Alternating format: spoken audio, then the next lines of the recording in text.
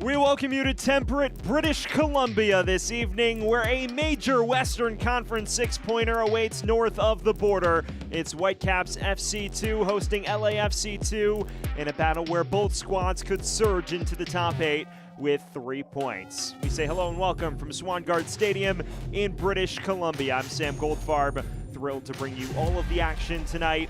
A battle of squads that have been up and down this year, but a major chance for one of these two to earn a crucial momentum victory in their quest to move into the top 8. Both squads level in the West on 15 points apiece. 3 points could take them above a bevy of contenders into the playoff places. Major implications in this second of 3 meetings between these two sides this year. It's time to take a look at our starting 11s, starting with Whitecaps FC2, led by third-year headman Ricardo Clark. They make multiple changes, 2 to be precise, from 2 weeks ago. The match that ended in a key result, a 3-2 victory at Minnesota United FC2. The big change of note, Adrian Zendejas slots between the sticks. He replaces Alex Milosevic there. And then as you move up front, Mateo Clark starting alongside Nelson Pierre, who is the Golden Boot leader in MLS NEXT Pro with 10 goals. On the other side of things, pivoting to LAFC 2, Junior Gonzalez has been forced into 5 alterations. There is no Jude Terry and no Adrian Waboa in the squad, both of them on Club World Cup duty this week. So Marius Ayanero slots in as the center forward at just 17 years of age. And then as you head further back, the defense some changes. Josh Santiago, the 18-year-old, gets the start at right back, and Cabral Carter, the University of Pittsburgh product, between the sticks after back-to-back matches of first-teamer Thomas Hassall. There is your look at both lineups. It should set the stage for an enthralling clash between these two sides. Well, we are just about set for kickoff here from the outskirts of Vancouver, I should say, in Burnaby, British Columbia. Just about 15 kilometers from downtown Vancouver. Here at Swangard Stadium, the former home of the Whitecaps first team back in their Canadian Soccer League days. It is Vancouver in the blue kits with the lighter blue accents. They'll be going left to right on your screen. The visiting LAFC 2, the white with black numbers going from right to left. Well, it's a chance for Vancouver to get back into playing shape over 2 weeks off after the postponement of their match against the Town due to extreme hardship. A number of second-teamers called up to the first team Sunday night for the victory over Seattle Sounders. Now back in their usual second-team digs, looking to get Whitecaps 2 back in the win column after their triumph a couple weeks ago. Will be LAFC 2 to get us underway here from Burnaby, here in the nightcap, in the opening day of match week 14 in MLS NEXT Pro. We just await our referee signal.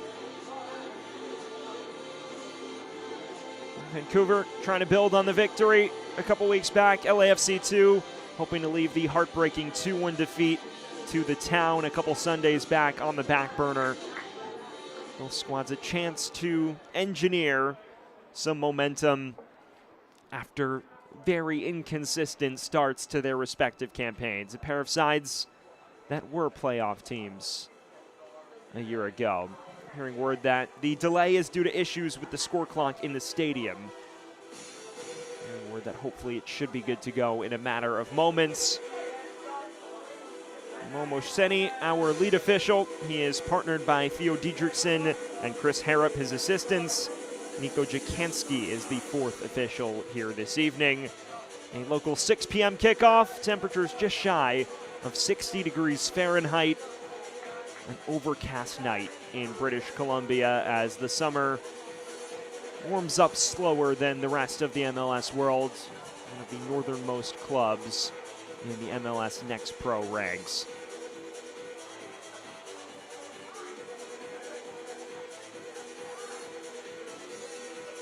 The in-arena score clock is what is delaying this opener, and Momo Seni is trying to get things organized, explaining the situation to Ricardo Clark, the former U.S. men's national team player. His counterpart, Junior Gonzalez, a pair of lads very accomplished in the American professional ranks as players and coaches. Well, talking to Ricardo Clark this week, he mentioned he was thrilled with the resilience in the victory over Minnesota United FC2. They were pegged back after taking a 2-0 lead. They found an 89th minute winner. LAFC2 on the opposite end of a late match heartbreak, battling back from a goal down before falling in the 85th. Well, sides on opposite ends of the late goal thrilling spectrum a few weeks ago. Now lock horns. It is Vancouver and LA, and we are finally underway here from Swangard Stadium. Sam Goldfarb bringing you all of the action. A 7th all-time meeting between these two teams. Vancouver has not lost any of the previous 6.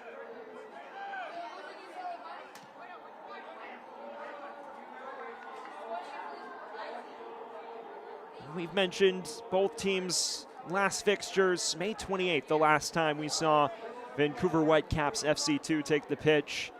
Jumped out to a 2-0 lead courtesy of Nelson Pierre's second brace in a 3-match span, but brought back to a level playing field with just 12 minutes to play. It required late heroics from a set piece from Daniel Russo, who is in the squad tonight, to power Vancouver into the win column. Their second win in the last 3. Meanwhile, for LAFC2, dashed at the chance to win 2 in a row for the first time all year a couple weeks back. Here's Mihalovic, playing in his natural left wing role here tonight.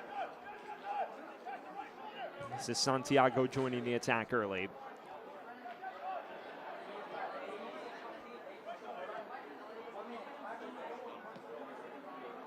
What is an interesting clash of styles here? LA likes to possess the ball and press heavy. Vancouver, on the other end of things, very counter-oriented. They don't necessarily need to boss the ball to have success going forward. Either way, both teams boast front lines with explosive potential, especially a Vancouver squad that is top 5 in the league in goals entering this evening.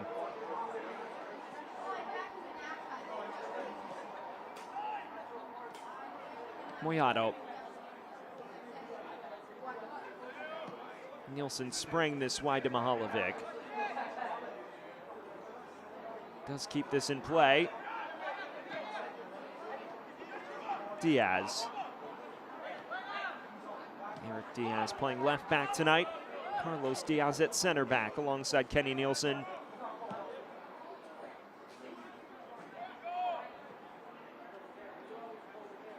Santiago pinging this ahead towards Sebastian Nava.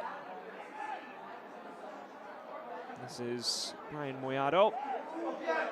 He does lose out, finds the feet of the top scorer in MLS Next Pro, Nelson Pierre.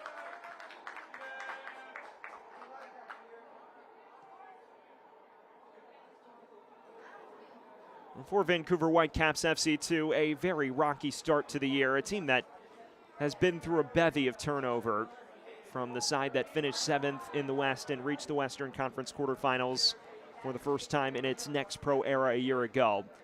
Just 5 of 14 players that made double-digit starts returning. Here's a clear opportunity on goal. It's Mateo Clark, who is forced wide, and Kenny Nielsen forcing Vancouver to settle for a corner. Well, there is that counter-attacking potential we mentioned off the top. It's a clever ball into the half space. And ultimately, Nielsen does very well to force Clark wide. Otherwise, it could have been a clear-cut chance on Cabral Carter's net.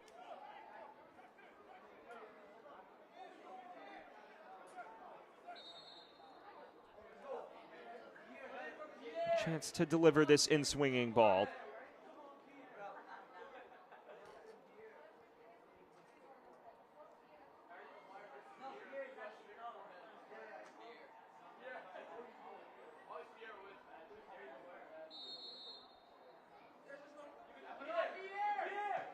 Floating towards the heart of the area. It's tapped along and knocked in. A rapid start for Vancouver Whitecaps FC2, and it's Daniel Russo from a set piece for the second consecutive match.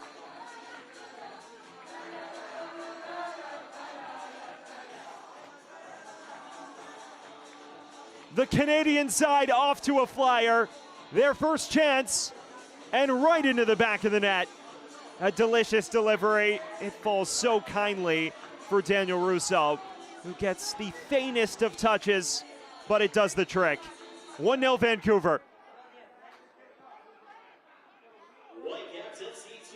And it is Mark O'Neill, actually, who converts.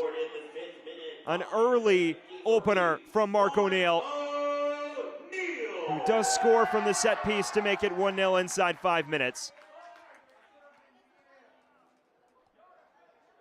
O'Neill, the 23-year-old product of Creighton University. Played 5 seasons with the Blue Jays, scoring his 3rd goal of the season, 2nd from a set piece.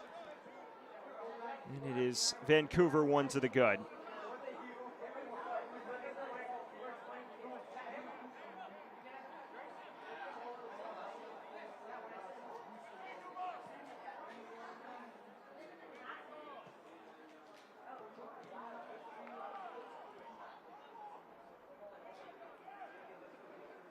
Well, Mark O'Neill delivering the opening salvo for Vancouver Whitecaps FC2.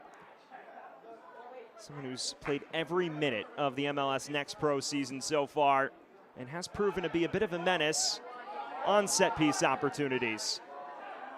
There's a forward ball, a chance for LAFC2 now. Just shrugged off it. Only as far as Mihalovic for a brief moment.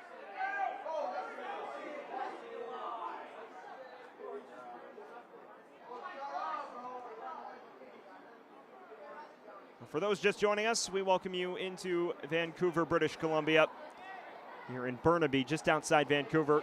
1-0 courtesy of Mark O'Neill, the Louisville, Colorado native.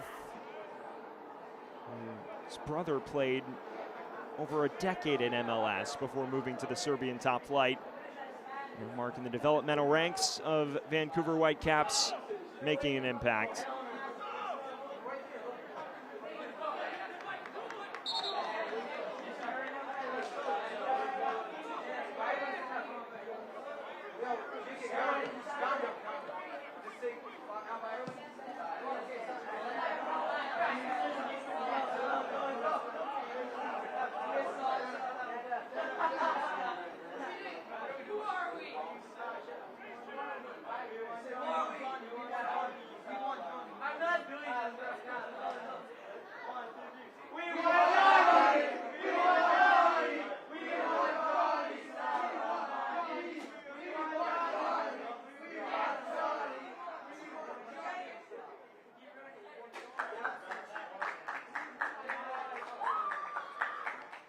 This sets the stage quite interestingly for Vancouver, because we've already spoken about their prowess on the break.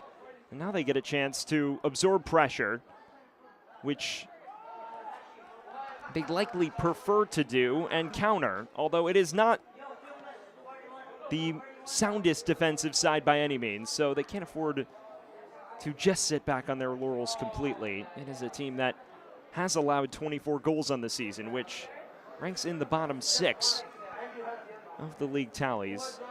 Neither of these sides known for their defensive solidity just yet. Here's Suji. Up wide. Djurjevic. Low cross, flicked along, stabbed away with aplomb.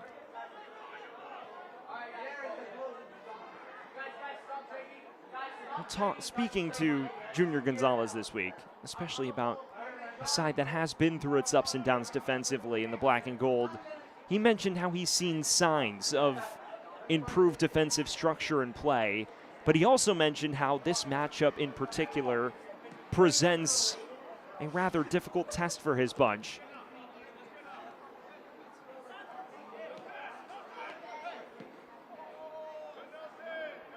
It's a Vancouver team that, as we mentioned, can break in a hurry and has plenty of forwards that can run in behind. So they need to balance when they press, as Mihalovic is anchors offside.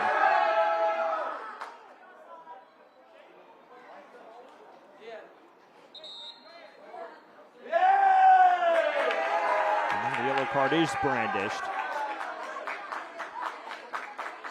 So Mihalovic booked for unnecessary actions after the fact.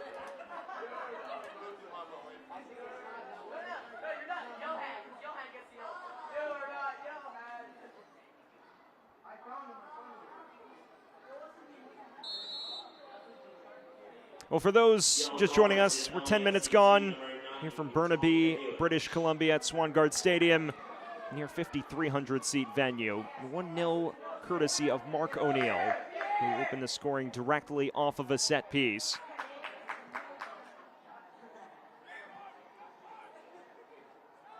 Just the faintest of touches, taking it beyond Cabral Carter to put Vancouver in the driver's seat.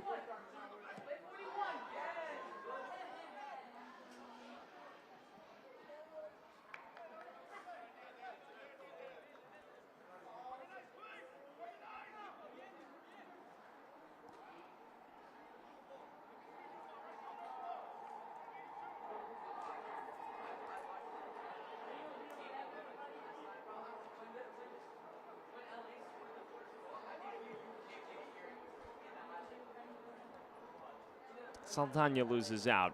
Since the opener, Whitecaps growing in confidence rapidly.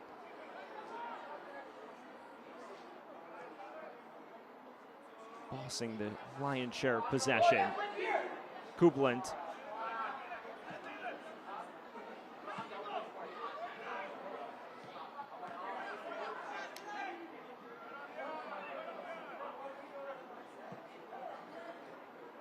This is escorted wide.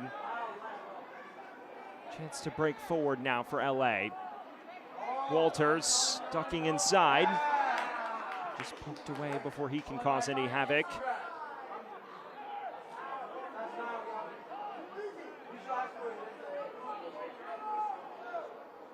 We've spoken already about Vancouver's history of success against LAFC 2. 3 wins, 3 draws. Overcame a 3-0 first half deficit in the first meeting to open the season. Djordjevic runs all the way through. To Coupland.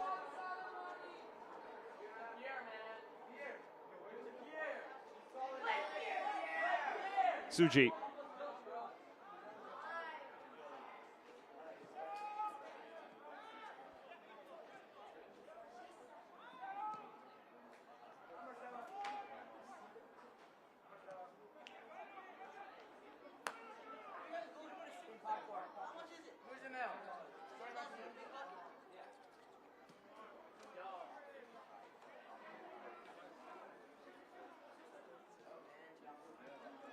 Here's the 16-year-old Suji, native of Canada, who has impressed during his time in the Whitecaps Academy.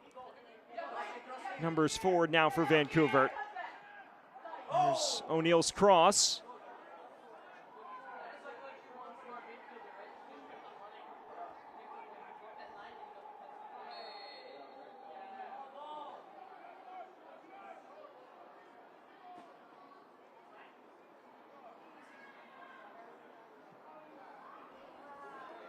Fan Chevrolet is proud to be a presenting sponsor of Vancouver Whitecaps FC since 2023. Together in this stadium, together on the pitch, together let's drive, Chevrolet.ca.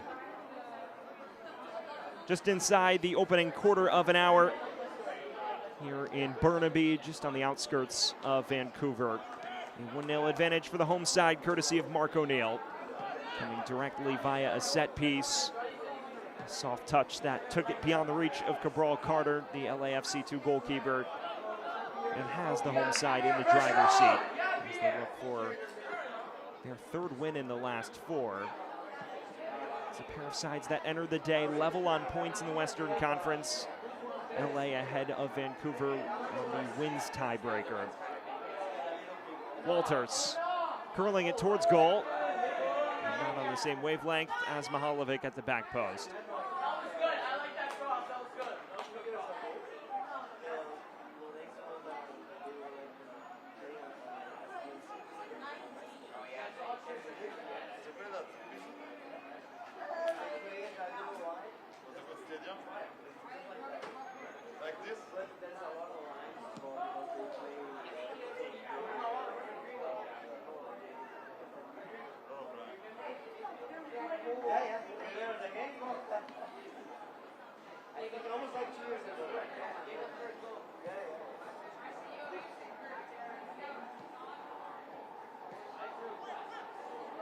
Moyato. This is Cairo Walters, the Plaza Amador loanee out of Panama.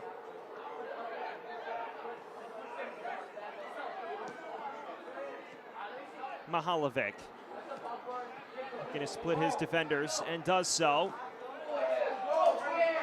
Just can't usher it to Saldana.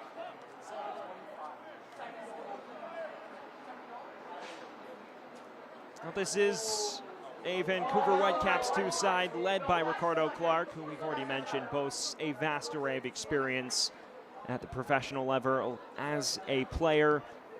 Played 15 of his 17 seasons in the MLS, and also a prominent member of the U.S. men's national team ranks. Made a pair of appearances at the 2010 World Cup as well. When talking to him, he says, I do want my players to use my experience as a reference, not necessarily a blueprint, because the way I made it might not necessarily be the way everyone else does. There are so many different ways to make it as a professional footballer, both in this country and abroad.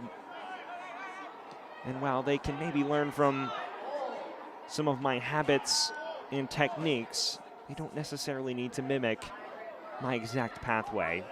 It's a very healthy view of the development model in Vancouver. Someone who's been on staff since 2021, very shortly after his retirement from MLS just 2 years prior. Here's Walters. Moyato.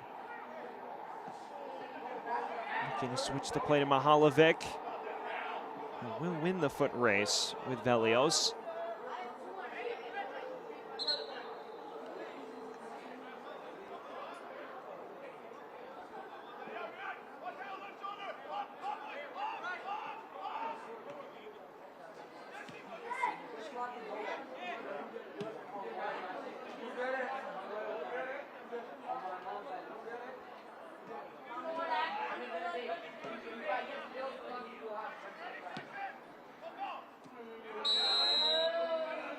Offside flag is raised against Marius Ionero.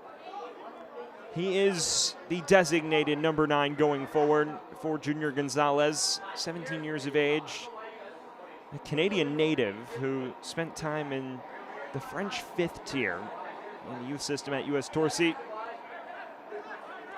When talking to Junior Gonzalez, he's mentioned how they've decided to get a lot younger on their front line.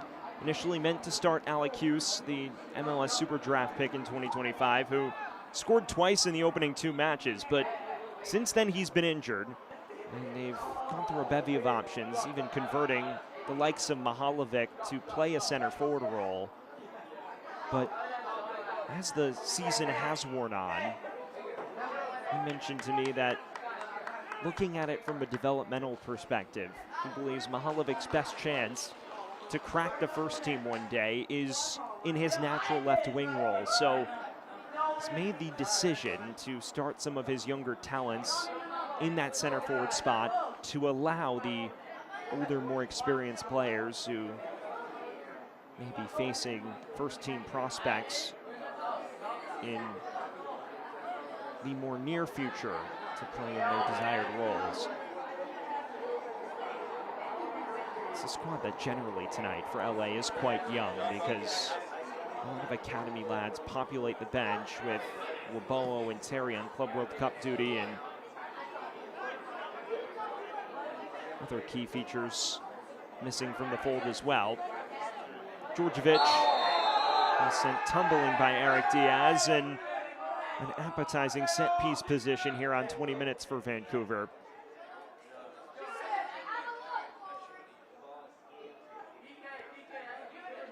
Decent bit of individual interplay from the second-round Super Draft pick. He bypasses his defender well.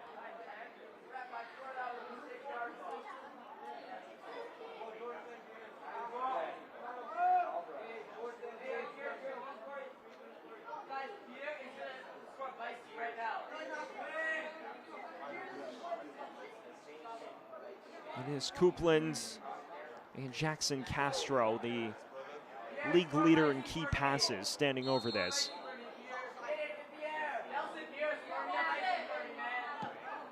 Driven towards goal, just wide.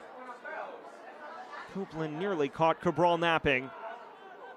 Cabral Carter, the 21-year-old who is a product of LAFC's academy, did spend a couple years in the college ranks at the University of Pittsburgh, but opting to begin his professional pursuits after earning an All-ACC third-team nod in 2024. It's been a revolving door of goalkeepers for the Black and Gold, giving big minutes to Thomas Asal. But Carter has been the primary option when first-team needs aren't as necessary to consider at the goalkeeping position.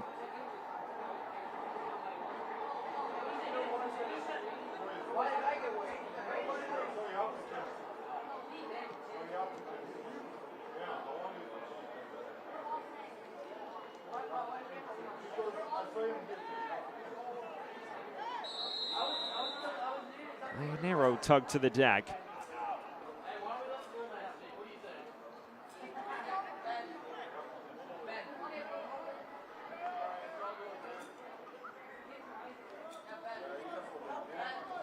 Vans BMO is proud to be the founding partner of Vancouver Whitecaps FC since 2006. Join the Bank of Soccer at bmo.com. Just beyond the 20-minute mark, a 1-0 advantage for Vancouver Whitecaps FC2. Mark O'Neill opening the scoring just 5 minutes in, directly from a corner kick. Since then, neither side carving out any definitive chances of note. Can LA change that here? Nielsen gets ahead to this. Falls rather comfortably for Clark. And now space on the break. There's a man in behind, and this may be a moment of reckoning. The card is red. Denial of an obvious goal-scoring opportunity, and a man sent off for LAFC2. Sebastian Nava given his marching orders just 23 minutes in. Well, he was the last line of defense. It was a cynical tackle, and he pays the price. LA down to 10 men for the remainder of this contest. And it goes from a brutal start to a worse one. Here's a man in behind. It's Coupland. He has the step on Nava. And no hesitation from our official, sending off the 22-year-old University of Portland product.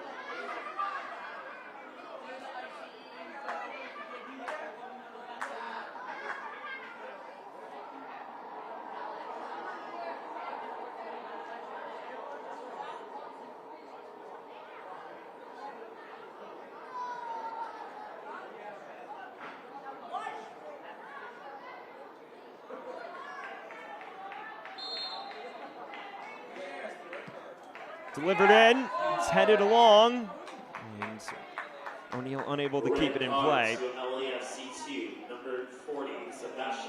Well, Sebastian Nava was growing into a key feature, someone who played a lot of this year on the right flank, but talking to Junior Gonzalez, he's a more natural center mid, and in his first game back in his normal position, it is not a memorable one. Sent for a premature shower in the midway stages of the first half. And it is a rather difficult decision to dispute from the Black and Gold's perspective, because Coupland would have almost certainly been through on goal, even though the foul occurred probably 40 yards from Cabral Carter's sticks.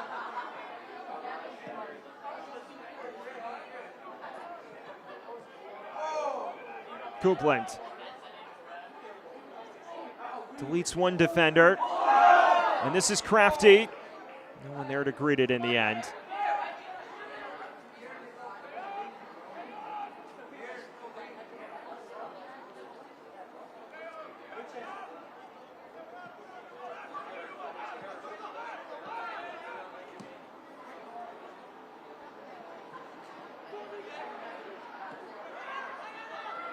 Suji.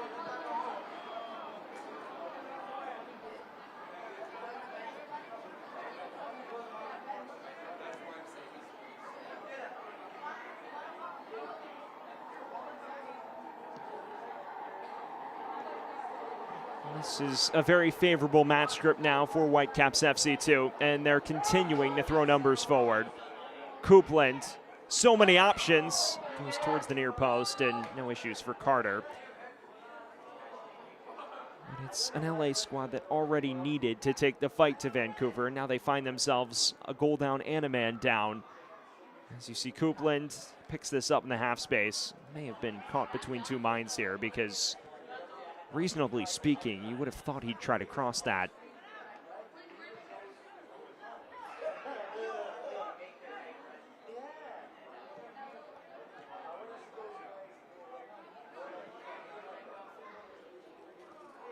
Walters giving chase. Shows his defender to the deck.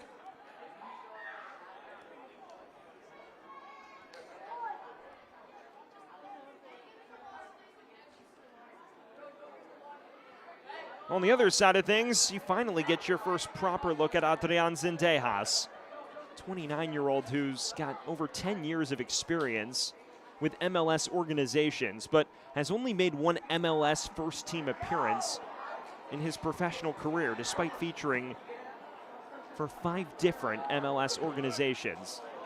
Beginning his career back in the day with Sporting Kansas City before stints with Nashville, Minnesota, and Charlotte. Moved to the Swedish second tier for a year before returning to the pro ranks with Vancouver Whitecaps. Is technically a first-team player that has yet to feature for the MLS outfit this year. And so on occasion, down to the second team for minutes. This is 4th start. Coupland is looking for Pierre, who nearly catches up to this, and instead it is a Vancouver corner.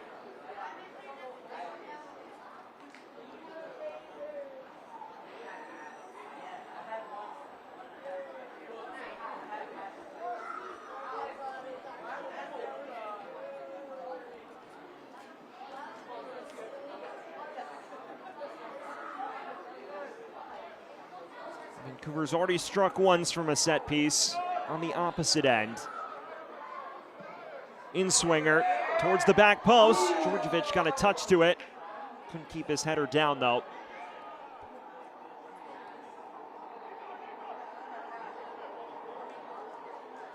It's not a bad run. Decent training ground routine, this. Completely unmarked. And if he put this on target, Cabral Carter may have had issues with it.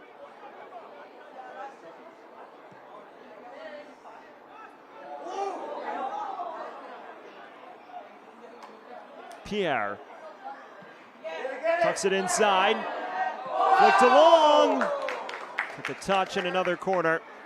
Coupland trying for the acrobatics. Well, this is an unyielding barrage from Vancouver Whitecaps FC2, nearly winning it back initially off the press.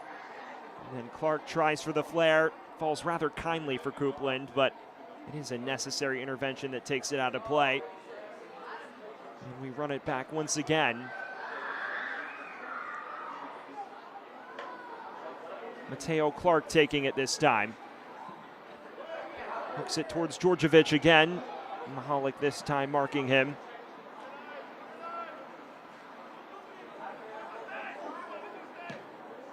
Now curling towards the back stick, and routine for Carter.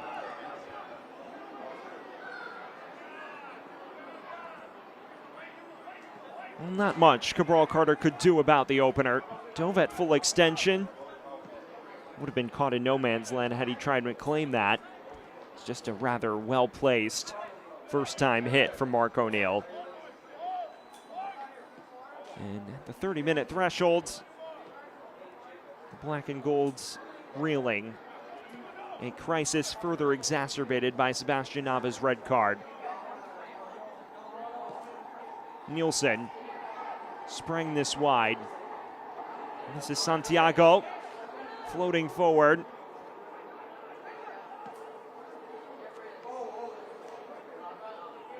Mateo Clark, the son of the Whitecaps headman Ricardo, eligible to represent the United States or Nicaragua at the youth national team level. Currently representing Nicaragua, it seems, although of course the final decision not made for the senior ranks.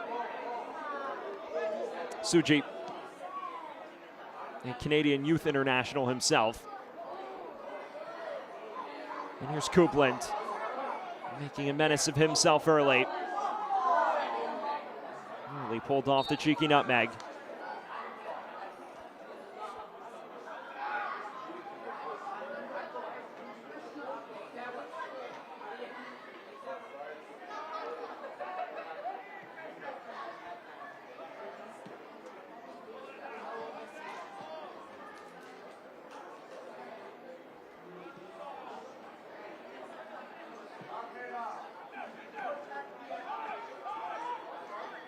Right now, LAFC 2 can just not play out of its own half. It is a stark contrast to the black and gold sides we're used to seeing, especially last year, a team that could overrun sides if need be. And that fell as well in the Western Conference quarterfinals, but so prolific going forward. But here this year, much younger and now a man and a goal down, look demoralized. Djordjevic is fouled, and we come back to the earlier challenge against Diaz, who is shown the yellow for his troubles. A third booking already for LAFC 2. You see Djordjevic looking to play this through to the underlapping runner in Velios. And it is the contact after the fact which draws our referee's ire.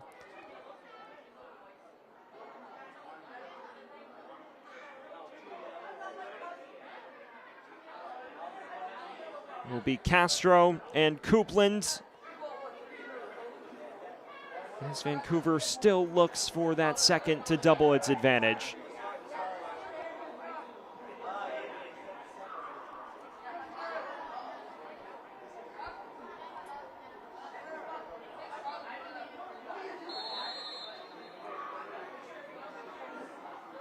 Castro curls it in with the back post. Half-hearted appeals for a penalty for the foul on O'Neal. Waved away immediately by our official.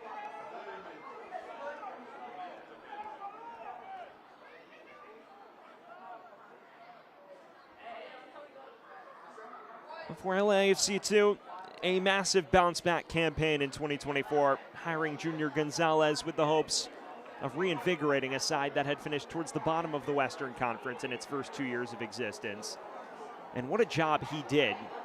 Guided them to fifth place finish in the West. Wound up falling to St. Louis City 2 in the Western Conference quarterfinals after there were some surprises in the pick your opponent format, with nobody wanting to play Houston Dynamo Dos, the hottest team in the West at the time. They gave City 2 all they could handle, but fell 2-1 at the death. At the moment right now, hovering around the playoff line, a defeat here would definitely put a dent in their positioning. Fans tell us now offering pure fiber internet across Canada. Business end of this first half. And Vancouver still on the front foot since opening the scoring and forcing LA down to 10. Our referee may have another man to watch here as Moyato commits the late tackle.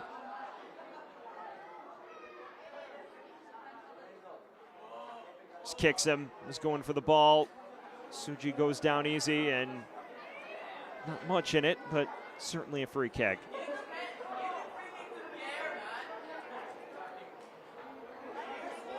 This is straight on. It is relatively far out, but you'd fancy someone to have a hit from this. Daniel Russo, one of the two men in the vicinity.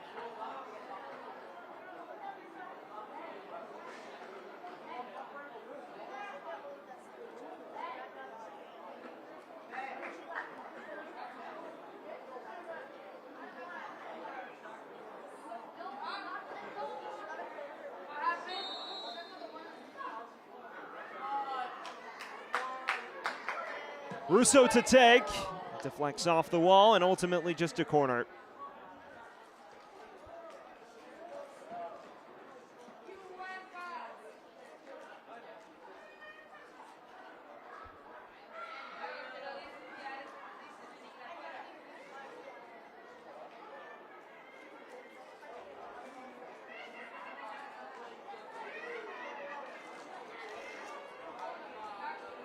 One-way traffic in this first half. Jackson Castro now the man getting target practice from the near side flag.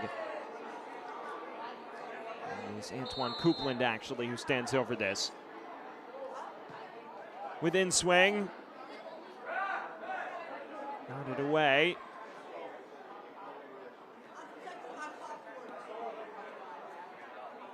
They won back by Clark.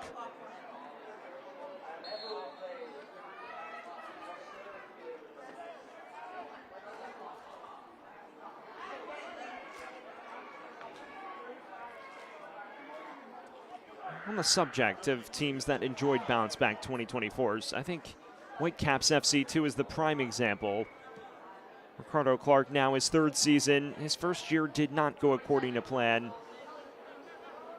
A side that finished below 10th in the West for the second straight year in 2023, but it guided them to a very strong summertime, winning 7 matches in a row from late May through early July around this time last year. And that powered them into the top 8 for the bulk of the final few months. And despite backing into a postseason spot, still finished 2 points above the cut line.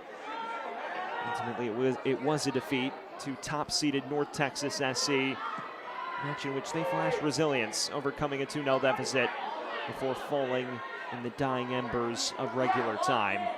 Of course, not a shabby defeat by any means. North Texas went on to win the entire competition in comeback fashion of their own against Philadelphia Union 2 back in November.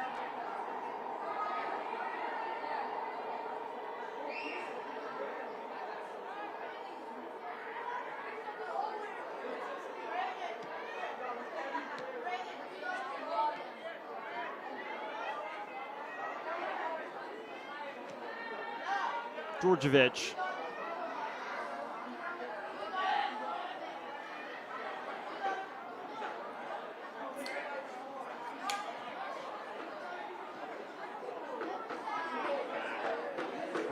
And Djordjevic not on the same wavelength that time.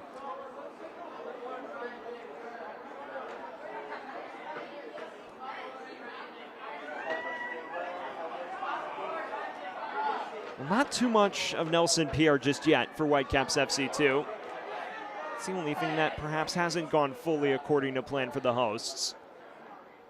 Very few touches for the Philadelphia Union loanee, who's revitalized his professional pursuits here with Whitecaps too. Spent last year bouncing between the Swedish second tier and then a loan spell in USL League One with Charlotte Independence. Never really able to hit remotely close to the heights we've seen so far in his new threads. 2 braces in the last 3, a trio in the last 8 as well. Eric Diaz wanted Mihalovic.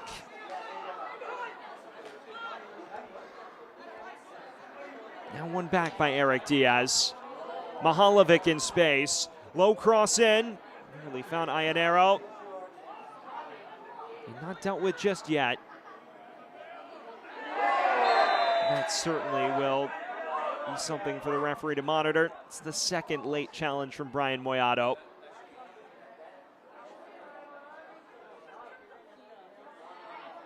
Well, he loses it. It's a bit of a frustration tackle. None of the ball, but both legs. maybe he's fortunate to get off without a booking there, given that it is the second offense of that nature.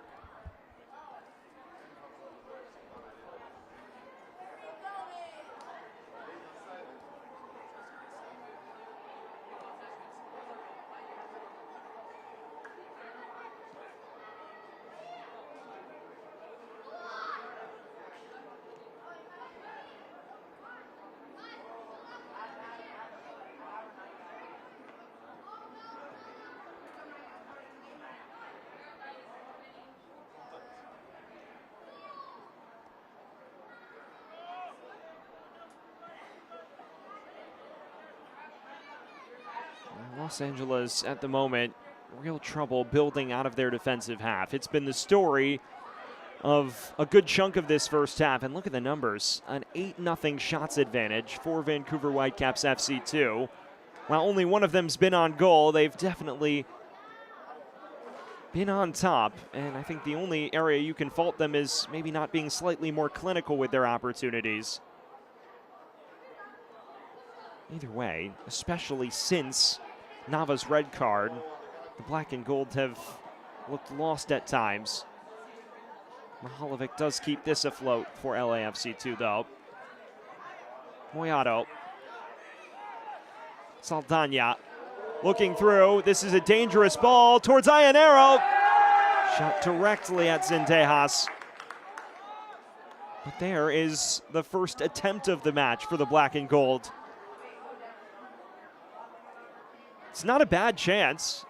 Terrific through ball from Saldana.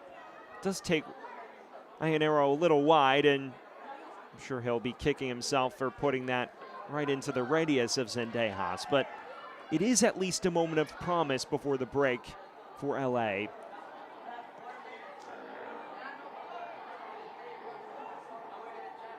Quick turn. Coupland! Directly at Carter. Slowly becoming an end-to-end affair. This time, Antoine Coupland nearly makes LA pay for concentrating resources forward. It is a difficult angle to have a shot from there, and that is why.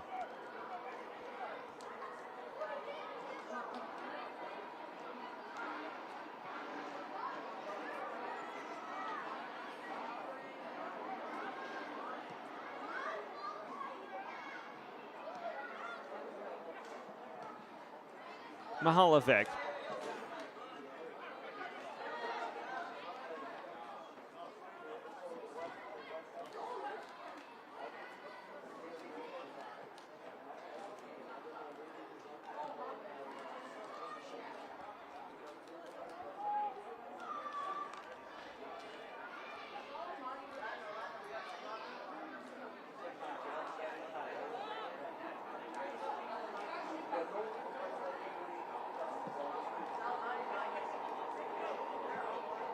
Djordjevic.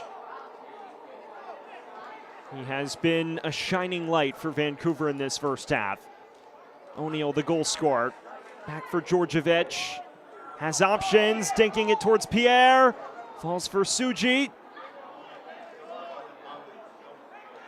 Clark perhaps got too cheeky for his own good. Saldana. You wonder if either side has one final surge ahead in its locker before intermission. Just not quite on the same wavelength as LA when they break, though. Both Walters and Mihalovic have seen balls travel well short of them when they're trying to counter.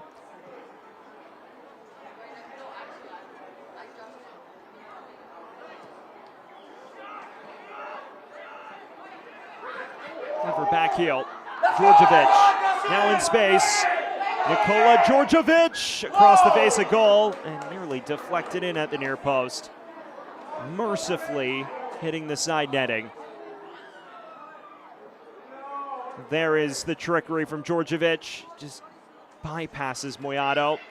Forced a bit wide. I'll tell you what, it's a really nervous touch from Christian Diaz.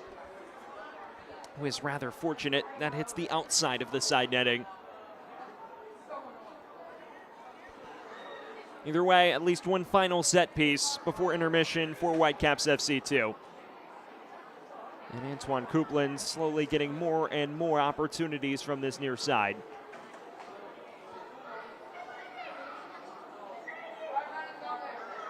Within swing, it's towards the near post, charged away confidently.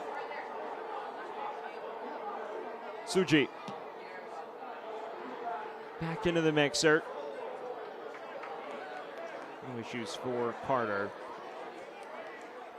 All eyes on the fourth official in a matter of moments. The fourth official. And it is just 1 minute. The goal and the red card, the only real sources of stoppage. Here's Mihalovic. Tucking it inside for Ionero. Moyato. Can the black and gold provide the ultimate plot twist before intermission? It is a side that has had very little foothold in the match, especially since going down to 10. Saldana ushered wide, and this is Cairo Walters. They will have a set piece before the half is out.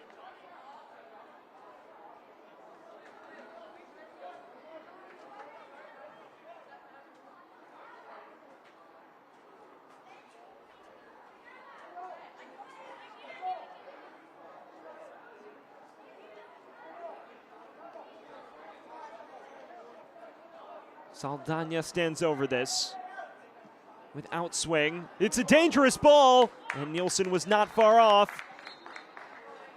And there is the halftime whistle. Well, a late heart and throat moment for Vancouver, but that's the only real source of danger they detected all half. A 1-0 advantage courtesy of Mark O'Neill's 5th-minute opener, directly from a set piece, making the difference at intermission. Our score of the half is Vancouver 1, LA 0. First half highlights and stats are coming up after the break. Action.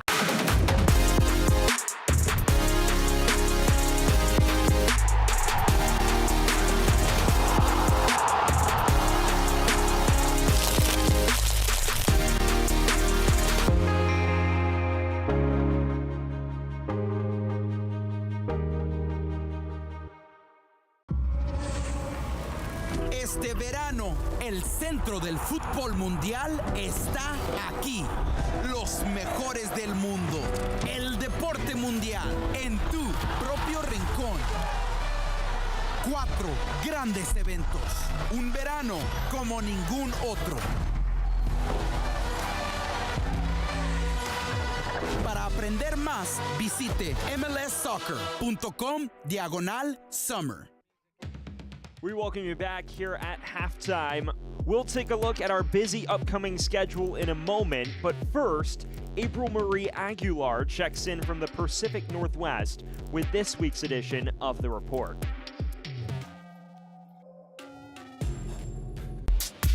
Third, short corner, and it's in! Lifts the ball into the box. Joyner again! With a high angle to the back post, knocked on. Adimobola!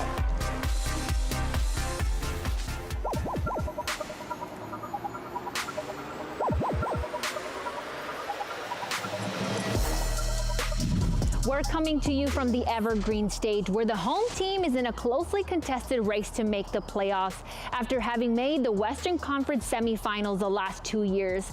Welcome to the latest edition of The Report. I'm April Marie Aguilar. When the Seattle Sounders FC2 rebranded in 2019, the name Tacoma Defiance was a top choice in a public poll. Named after Point Defiance Park, the crest features a stylized ship based on the USS Point Defiance and the tentacles of a giant Pacific octopus. Both the name and the logo make reference to Tacoma's identity, maritime roots, and sense of civic pride. And on the pitch, Tacoma Defiance has something to be proud of this season, with 2 of the leading goal scorers in MLS NEXT Pro. Osaze de Rosario got his 2025 season off to a hot start, scoring in each of Tacoma's first 5 games and leading the league with 8 goals through April. And in May, as de Rosario began playing for Seattle Sounders FC, his teammate Yu Sukanome surpassed him, scoring 4 goals, including a brace against Ventura County FC, and moving up to second in the league with 9 goals through the end of the month.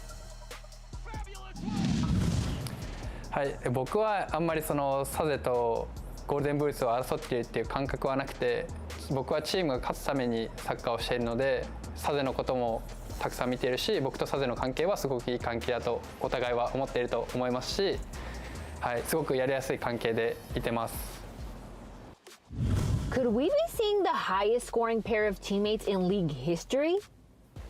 As of the end of May, Sukanome and De Rosario have combined for 17 goals. They're on pace to surpass Remy Cabral and Yosuke Hanya, who combined for 32 for Colorado Rapids 2 in 2023.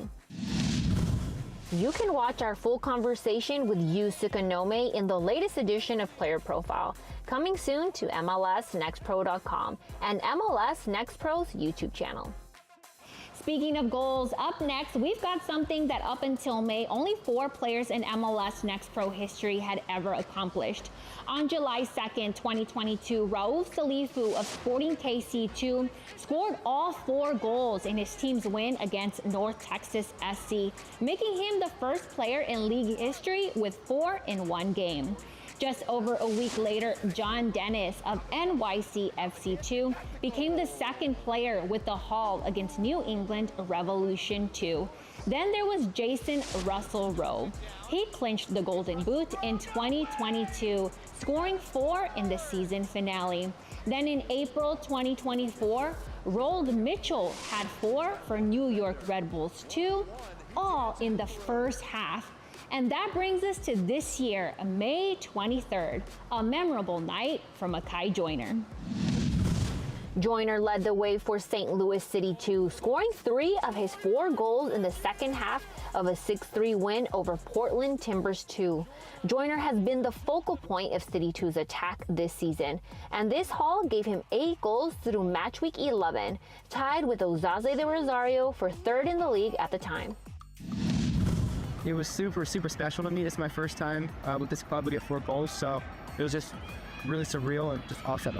An amazing feeling. I'm glad to be the first, and honestly, I couldn't thank my team enough as well because they push me every day, so props in as well. Joyner became the first player in City history with a 4-goal game at any level. Along with the brace the week before, he's the second player in league history with 6 goals in a 2-game span. Papa Ndoye of Houston Dynamo Bulls had back-to-back hat tricks in 2023. And by scoring the last 3 of his 4 goals in a 12-minute span, Joyner has the second fastest hat trick in league history. And Joyner made even more history in May. We mentioned the brace in match week 10. His first goal in that game turned out to be the 4,000th goal score in MLS Next Pro history on a penalty kick in the 22nd minute. And they've done it in consecutive years for the first time in that 30 years as well. And here they come with Arston, and he crosses in. It's Russell Rowe to finish it.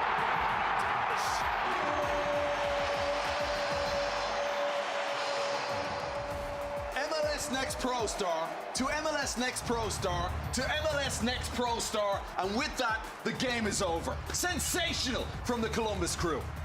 You knew it was going to happen at some point. 3 MLS Next Pro alumni factoring in on the same goal in Major League Soccer. As the Columbus crew defeat Charlotte FC, here are some of the best of some more former Next Pro players in MLS. May 10th, Philadelphia Union and Columbus Crew. Frankie Westfield with the rocket into the back of the net. His first career MLS goal nearly taking the roof off of the net, with the match ending in a draw. Houston Dynamo and Seattle Sounders. Jack Micklin with a lovely delivery with that wand of a left foot. Headed in by Femi Awodesu. That's his first MLS goal as well, and it's the equalizer in a game the Dynamo would lose. FC Cincinnati and Austin FC. 76th minute, Evander plays a peach of a ball. Gerardo Valenzuela with the one-touch finish from close range, his second game-winning goal of the season, just minutes after he subbed into the game. New York Red Bulls and Charlotte FC. Carmona with the cross. Mohamed Sofu with the flick at the near post. Sofu scores for the third straight game across all competitions. Red Bulls win at home. A number of MLS Next Pro alumni are all on the ballot for the 2025 Major League Soccer All-Star Game. You can cast your vote on MLSsoccer.com. Voting is open through June 11th. And we'd like to remind you that Goalie Wars will be back in 2025. Goalie Wars is part of MLS All-Star Skills Challenge presented by AT&T. Now here are the top goals for the month of May. Flick, it's back to Ramirez. Back to his right foot, he's at the end line. Sweeping clearance, booming shot, it's in the back of the net. How about that strike? From about 22 yards away, standing on his left foot. Colin Welsh getting the start in goal today for St. Louis City 2, his 5th start of 2025 for the rookie out of Western Michigan. Hernandez has a hit from distance. Are you serious? Saw the keeper off his line. Welsh hovering around the top of the 18. The go-ahead has been given. What do Timbers 2 do here? Here's the shot. Oh! He's done it again! Set piece specialist Alex Moreno.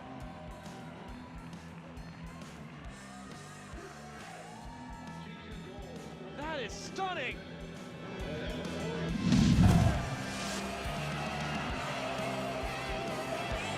Joyner shoots. Whoa! Makai Joyner is out of his mind. Off this first ball, Joyner takes one touch, and with Burns off his line, that's just enough space for a spectacular shot. Elsewhere in the league, Chattanooga FC stays on top of the weekly MLS Next Pro Power Rankings. They've held down the #1 spot since April 16th after the end of match week 5. The boys in blue are well on their way to the franchise's first MLS Next Pro Cup playoff appearance in its second season in the league. And congratulations to St. Louis City 2 for setting a new MLS Next Pro attendance record. Over 12,000 attendees on hand to see them defeat Houston Dynamo 2. City 2 breaks their own record, set last October. That does it for this edition of The Report. Make sure to tune in to each episode for the latest around MLS Next Pro.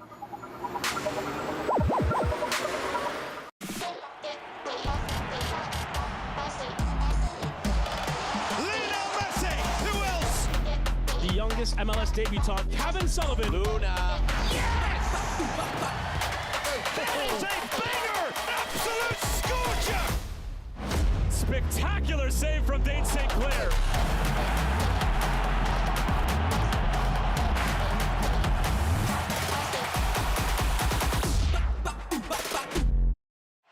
Este verano la Leagues Cup regresa más fuerte que nunca. Comenzamos con 36 clubes. En la primera fase, cada equipo jugará contra 3 equipos de la liga rival para determinar su posición en la fase de eliminación directa. The 4 top-seeded clubs from each league will move on, ensuring interleague matchups all the way through the quarterfinals. 3 naciones, 2 ligas y un solo campeón. En Leagues Cup 2025, it's dominance on the line. Action.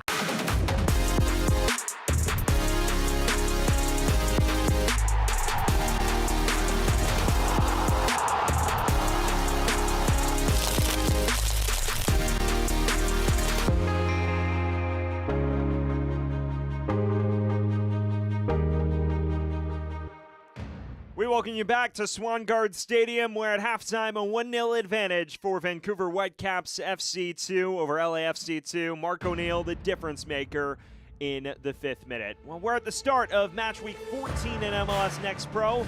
Time to get a look at the upcoming schedule throughout the weekend. Just 2 matches on Saturday. Carolina Core back at home at Truist Point for the defending champs, host Austin FC2 in a little Texas Derby action. And then a 6-match Sunday slate. Very busy. The big standout matches, Michael Bradley making his head coaching debut for New York Red Bulls 2 against Chattanooga, and then in the nightcap, Real Monarchs hosting Houston Dynamo Dos. It is a busy weekend as per usual. It was a busy first half, but largely one-way traffic. A rapid start for Vancouver. This ball comes into Mark O'Neill, a first-time hit off the set piece to make it 1-0 after just 5 minutes of action. And then from there, it was pretty much Vancouver dominance. A set-piece corner kick barrage throughout the first half. Nikola Djordjevic had this really nice chance that just sailed above Cabral Carter's goal, and then winning it back in the press. This was another chance for Vancouver to double the lead. Nelson Pierre managing to keep it in play. Mateo Clark the flick on. It fell really kindly to Antoine Coupland, but ultimately not much to show for it. Some moments of opportunity for LA. This was their first proper sojourn into the final third. Ultimately, eventually would result in their first shot moments later, but Moyato losing out on this chance. They have their first shot a couple minutes later as you see them surge forward here. A great ball into the path of Marius Ayanero, who just drives this towards goal, and routine stop for Adrian Zendejas. There were chances for Djordjevic and company to double the lead for Vancouver. This is not a bad cross that could have easily been an own goal, but this was the warning shot before the break, right before halftime. Kenny Nielsen just heading it wide of the far post. That was the golden chance to get back into it, but other than that, LAFC 2, rather little to show for it. Just 2 shots in the entirety of that first half compared to Vancouver, who flirted with 10. Just about set to get things back underway. Vancouver now going right to left on your screen, LA going left to right. It is a chance for the Canadian side to surge into the top 8 of the Western Conference standings.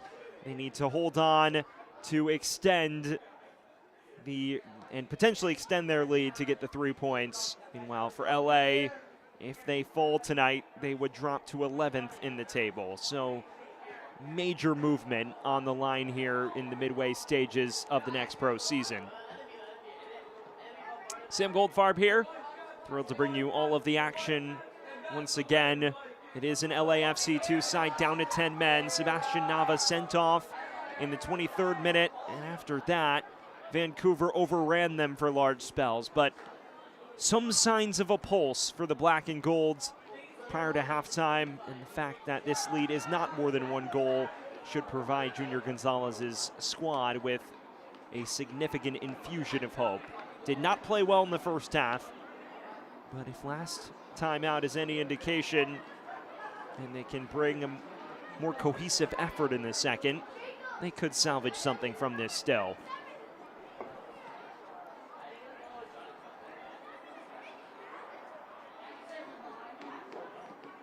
No changes for either side reported just yet. For Vancouver, you can't blame them.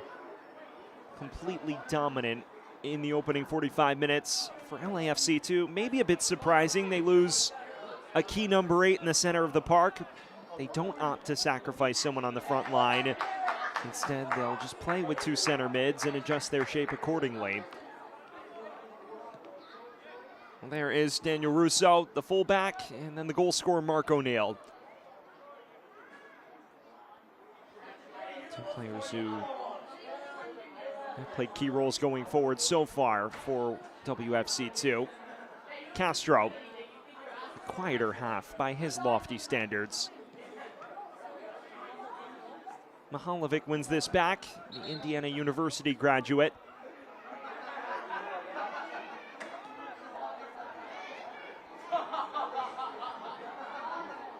Well, you wonder if the status quo persists when Junior Gonzalez makes alterations. His bench is filled with younger academy kids, so it is a double-edged sword on that front. Here's the cut inside from O'Neill. a rare sojourn forward from center back. But at a certain point, if his side is unable to gain a foothold, you just wonder if he'll call on one of the younger lads in the hopes of changing things. Someone who boasts over 2 decades of coaching experience, an assistant on the Chicago Fire staff under Ezra Hendrickson back in the day. Also major success as the head coach of LA Galaxy 2 during their USL Championship days from 2019 to 2021. A pair of playoff appearances under his belt there across El Trafichico lines. Moyado.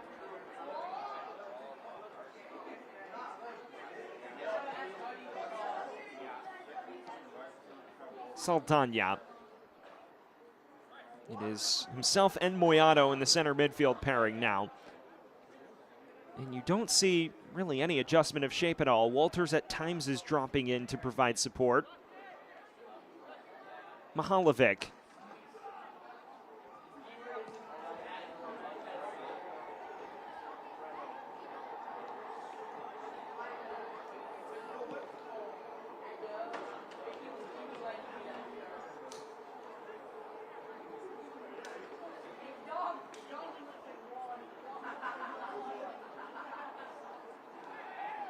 Moyado sent tumbling.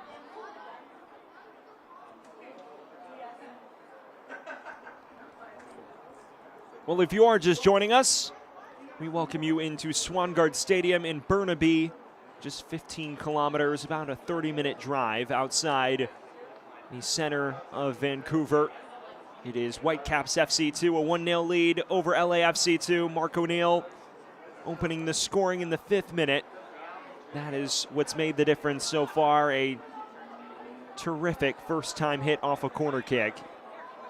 Just tucking it into the far side netting beyond Cabral Carter's goal. Since then, as we've already mentioned, Vancouver on top.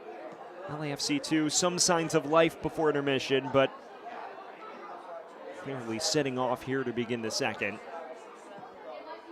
O'Neill, progressive ball forward, nearly picked out Coupland.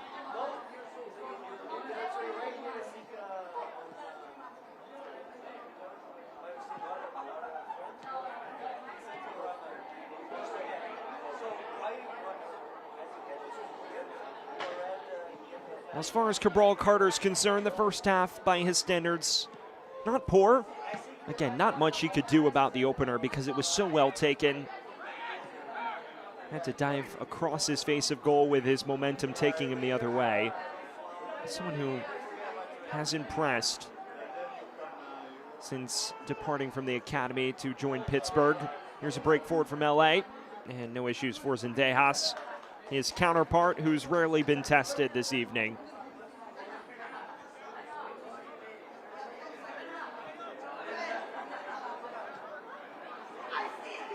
Castro.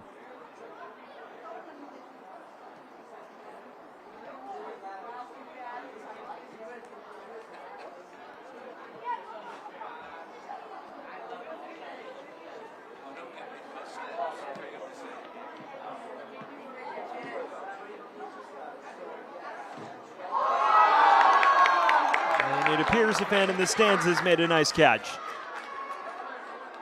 Decent turnout here. It is a venue that seats just shy of 5,300. Swangard Stadium, built in the late 1960s. It was a host site of the 2007 U20 World Cup. And of course, the former home ground of Vancouver Whitecaps during their Canadian Soccer League days before ultimately joining the NASL and later the MLS.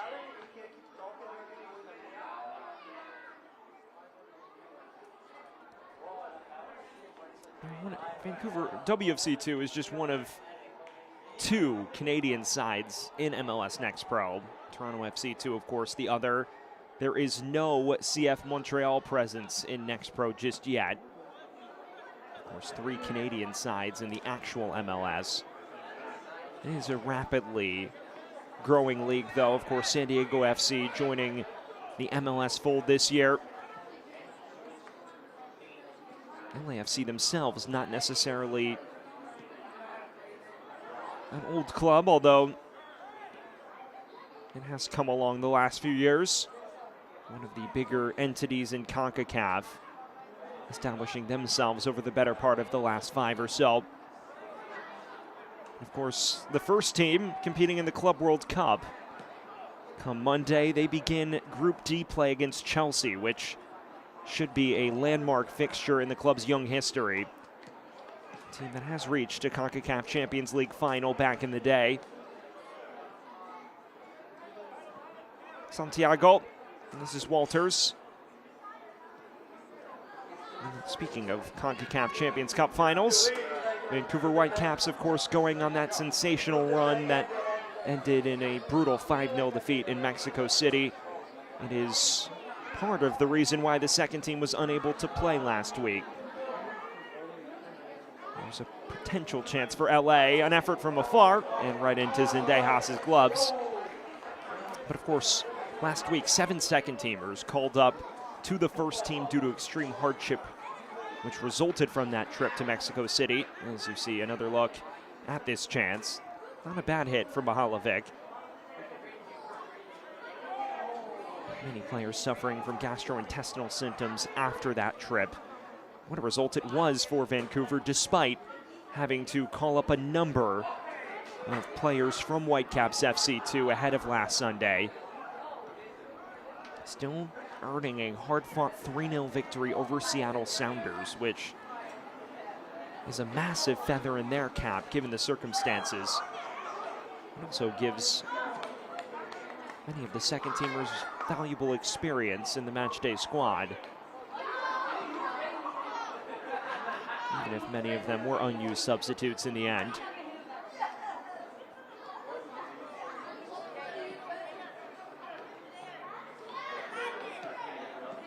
I've been talking to Ricardo Clark about the experience of the last 2 weeks. He's mentioned how the goal of WFC2, like any Next Pro outfit, is to support the first team. And it's part of the reason why they're developing talent and giving many of these players experience from a young age in the Next Pro ranks. For situations like that or emergency call-ups, it's a next man up mentality that has been cultivated in large part due to Next Pro being such a viable option for development. Moyado is in space now, looking for Mihalovic. Just touched out of play, and it is an LAFC2 corner kick. Well, promising response from the black and gold to begin the second. Not dominating possession, but picking their spots expertly. It sets up Saldana from this corner.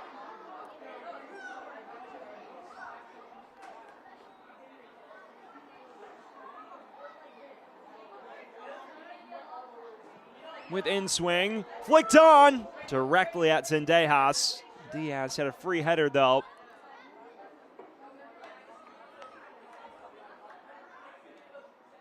Terrific delivery this.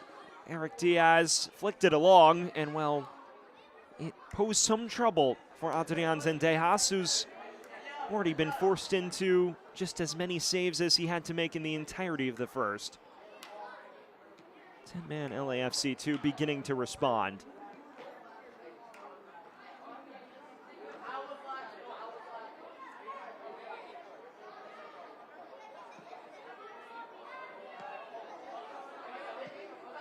Clark curling it in, and the referee blows that whistle against the Whitecaps man. A yellow card shown as well for a high boot.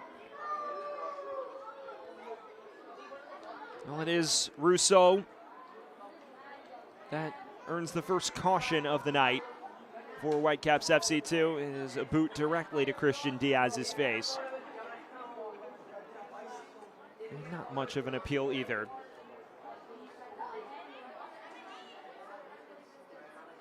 And now some signs of concern for Diaz. A valuable center back presence who made his way over from Carolina Core FC this offseason.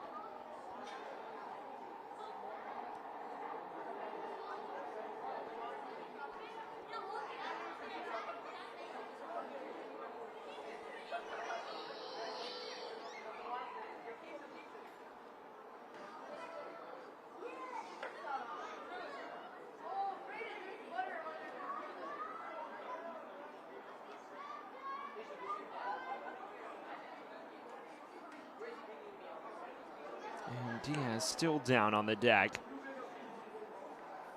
Well, this is now a point of concern. Diaz, a key presence in the heart of defense alongside Kenny Nielsen. Making his 8th start of the year. And one of the younger talents on the back four for the black and gold this season. It is a team that has balanced development and experience well the last 2 seasons under Junior Gonzalez. It is not just a side that funnels talent through the academy. They also bring in players like Diaz from other clubs. Of course, had experience in the independent club format, playing with a lot of older teammates with Carolina Core. He was one of the leaders alongside Nielsen in the heart of the back line.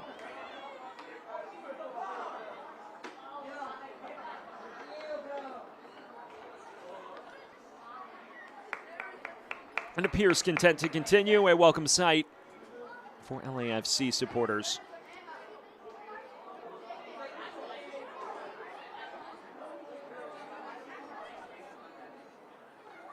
Well, just shy of the hour mark here in Burnaby, British Columbia. 1-0 to Vancouver Whitecaps FC2. Mark O'Neill's 5th-minute opener is still what separates 11-man Vancouver Whitecaps FC2 from 10-man LAFC2. Sebastian Nava sent off in the 23rd, and LA has been playing a goal behind and a man behind ever since.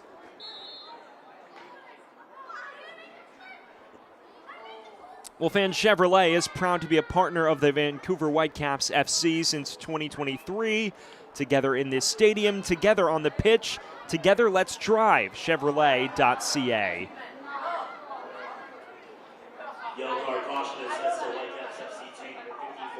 Back underway. And Diaz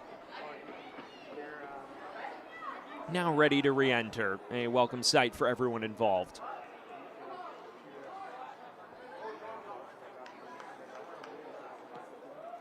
This Vancouver team has only kept 2 clean sheets all season long. One of them, of course, coming in the 5-0 throttling of Tacoma, but this would be quite the accomplishment if they can see this over the line unscathed. Of course, I think Ricardo Clark will preach seeking a second to take the pressure off. It's not a back line known for protecting leads regularly. There's the cross in towards Coupland, and Walters forced to usher that out for a corner.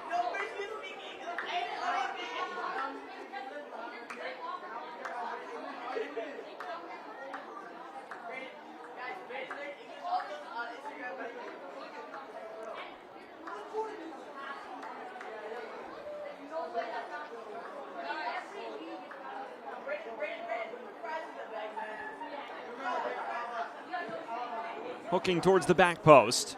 Still loose, and Russo just bashing it over the bar.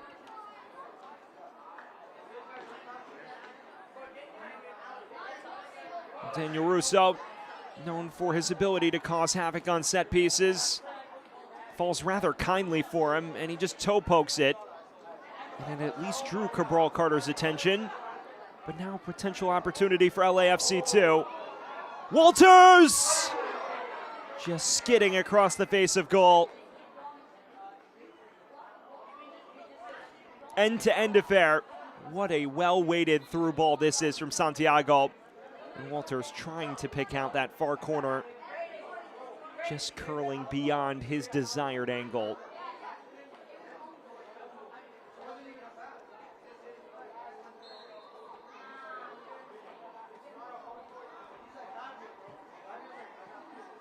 A game of cat and mouse brewing here as we enter the final 30 minutes.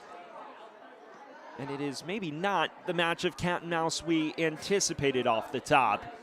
A Vancouver team that is the aggressor, an LAFC 2 team that is judicious in its sojourns forward, but effective nonetheless since the restart. O'Neal sprays this in front. And only as far as Velios, the Ohio State product. Castro off his line to collect his Carter.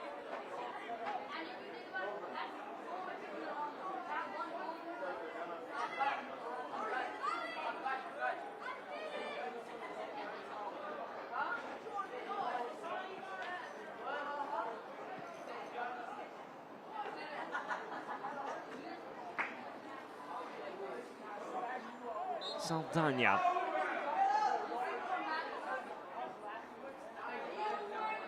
Saldana growing into this match with each passing moment. And Coupland giving chase.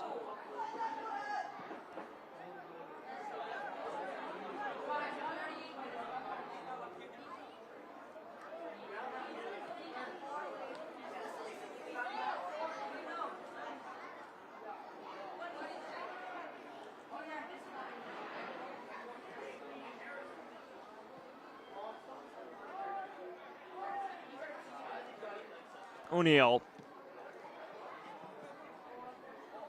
Russo. The entire back line well beyond midfield now for Whitecaps FC2. Walters. When talking to Junior Gonzalez, he did mention that his side would have to pick when they press and when they devote numbers forward. But he meant it in the vein of possessing with discipline and keeping your shape. He did not mean it as a counter-attacking outfit, but that's what they've become tonight, and more effective as one, honestly. As Walters takes the late contact from Djordjevic. And this is a rather inviting spot for a free kick.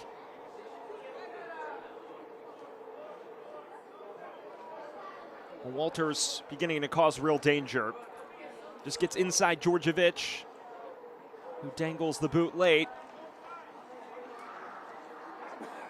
And this sets up LAFC 2 from straight on range.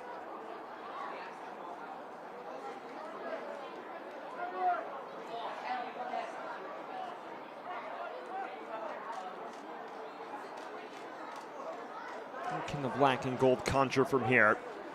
It would be an audacious effort, no doubt.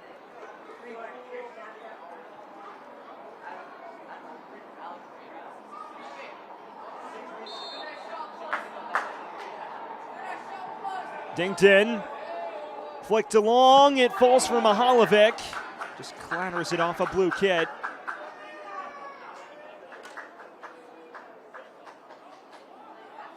Not a shabby training ground routine, this. You see Nielsen get that step at the back post. The flick on header does reach Mihalovic, but massive credit to Castro, who closed him down rapidly.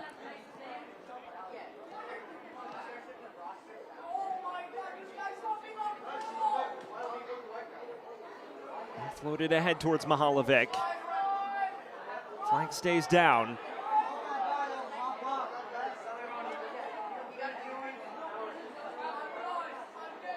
The man with 3 goals and 3 assists in all comps to his name.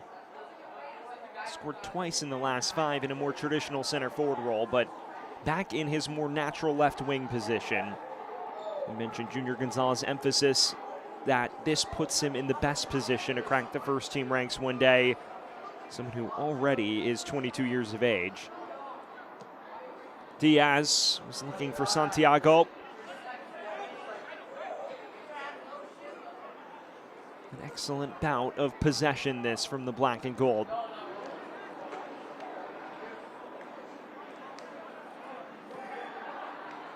Santiago. Walters.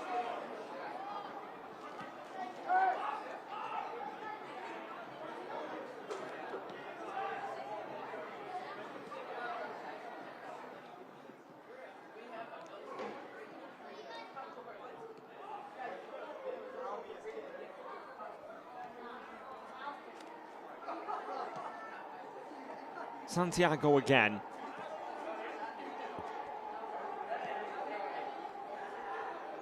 This is an LAFC 2 side that is in danger of suffering its 4th defeat in the last 5. It would be a brutal slate of results for the black and gold. Mihalovic is looking for Ianero. Falls to Saldana. Can't pick out Santiago.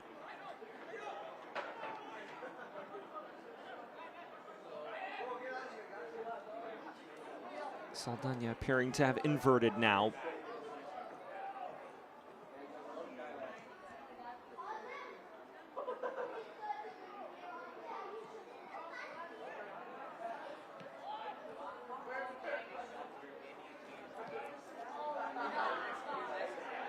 And a handball.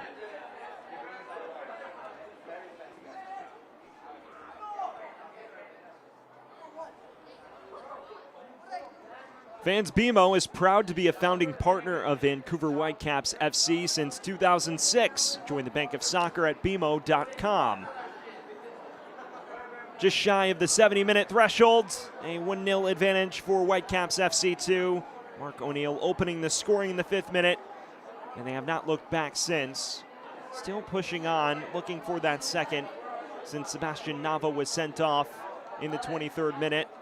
A goal up and a man up are the hosts. But they like the ferocity that they showed for much of the first here since the restart. In fact, LAFC 2 is taken the role of aggressor despite being down to 10. Loose touch from Saldana. This is Diaz.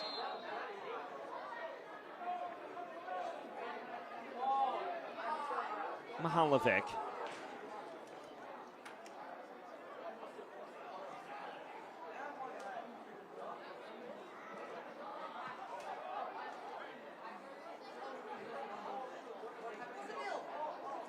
LAFC 2 is readying changes. We have yet to see any from Whitecaps FC 2.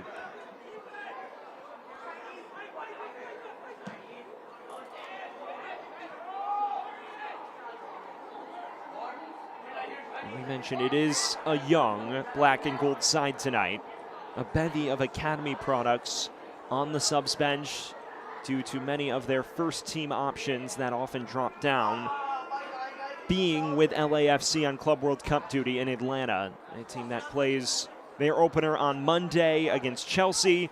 It is a loaded group in Group D that should be a lot of fun. First ever edition of the new and improved Club World Cup on American soil.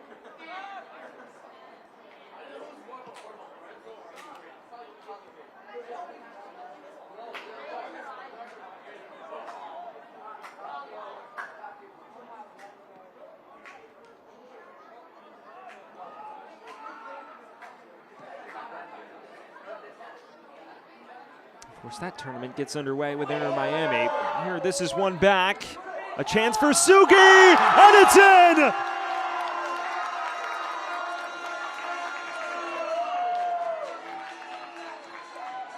What a hit that is! And it's 2-0 Vancouver.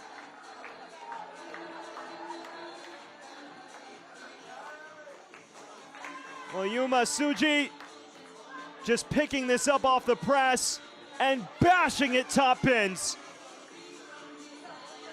2-0 Whitecaps.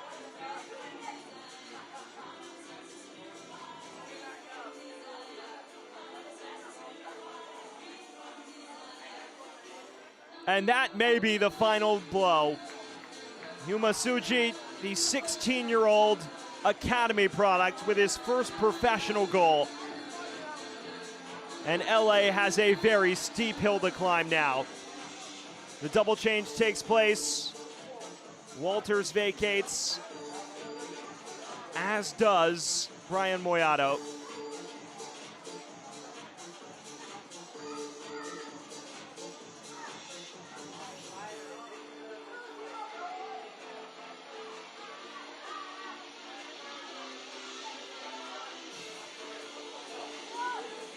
It is Zambrano who replaces Moyano in the center of the park. A like-for-like swap in the holding midfield spot. And Walters also exits.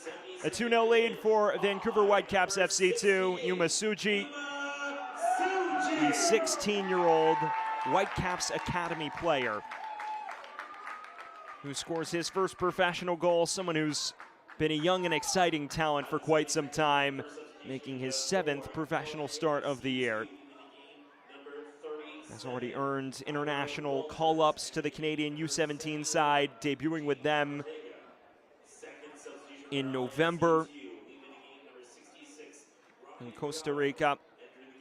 He was also called up for the June 2025 camp earlier this month as well. 2-0 advantage, and it should all but seal it for Vancouver. Much needed 3 points and a 3rd win in the last 4 after this team opened its campaign just one of its first 9.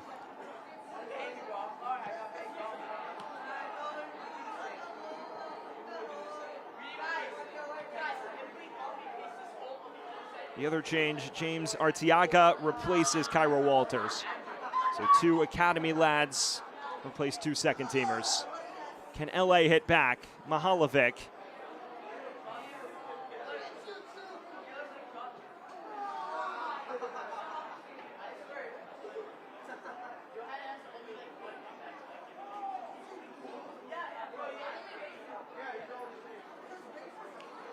Saldana.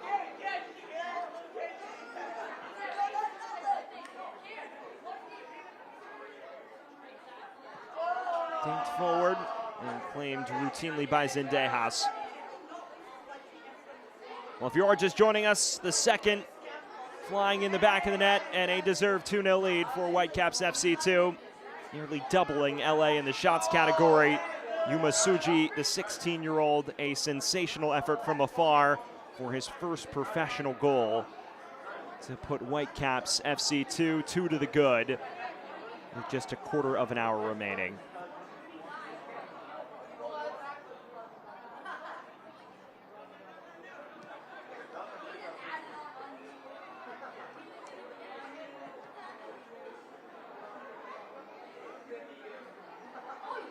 Clever back heel. Copeland flashing it across the face.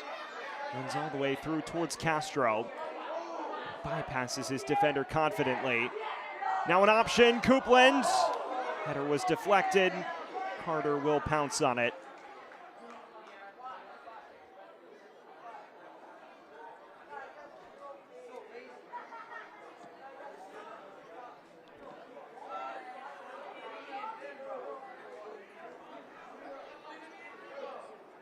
A triple change in the offing now for LAFC2. At this point, caution to the wind for Junior Gonzalez. His side desperate to find a route back into this.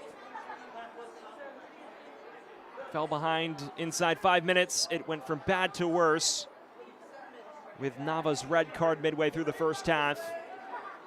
And after some signs of life, Yuma Suji all but eradicating any comeback hopes with his long-range strike in the 72nd.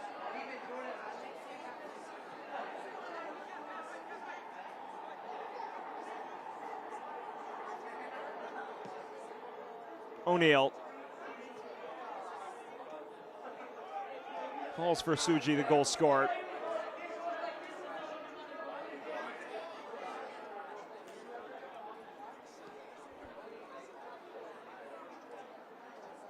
Copeland.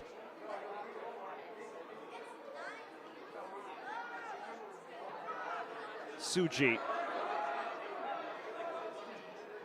With the way his first long-range strike went, can you blame him for thinking about it?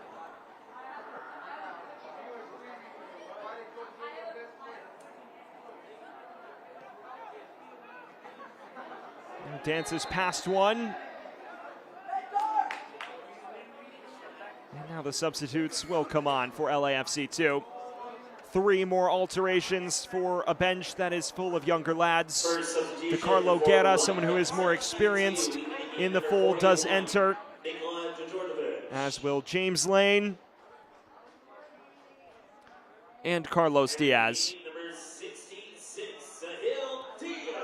Meanwhile, on the other end of things, the first change for Whitecaps too. Sahil Dio replaces Djordjevic on the left flank, the first alteration for the Whitecaps. So get up for Saldana in the center of midfield, someone who's more of a 6. Ianero, who had a quiet night up front, replaced by another academy kid in James Lane. And then one further alterations to bring on Carlos Diaz. The last man to exit, we'll give you in a matter of moments. Fifth and final substitution for LAFC in the game, number 47, Marius Ianero. Entering the game, number 59, James Lane. Last change as this is whipped in and collected by Carter. Lane for Ianero, the get up for Saldana, and Diaz for Santiago. 3 like-for-like changes for LAFC 2. Meanwhile, Sahil Dio in for Djordjevic.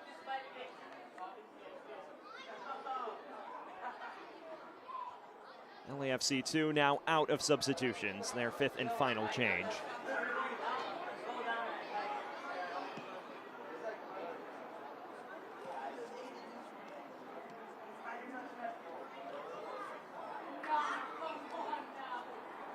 We approach the final 10 minutes.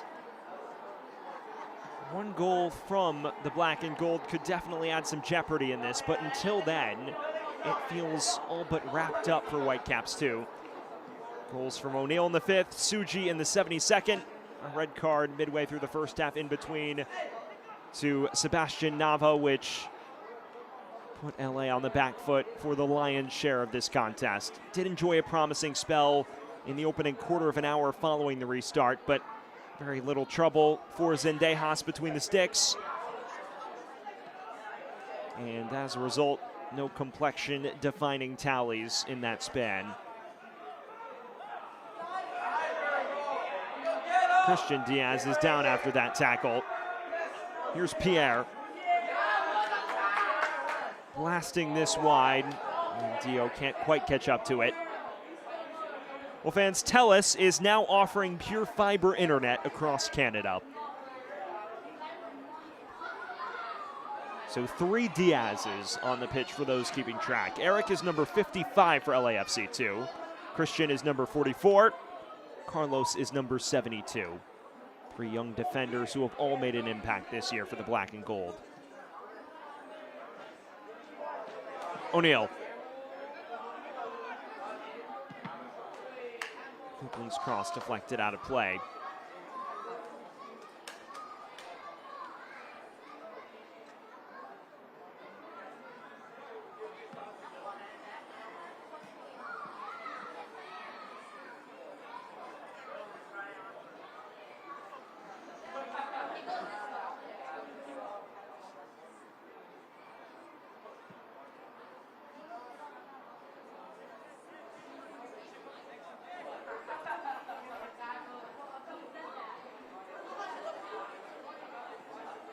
Well, if this stands, it would be a monumental night for WFC2, a team that, again, opened the year, 1 win in its first 9, outscored 2013 in that stretch.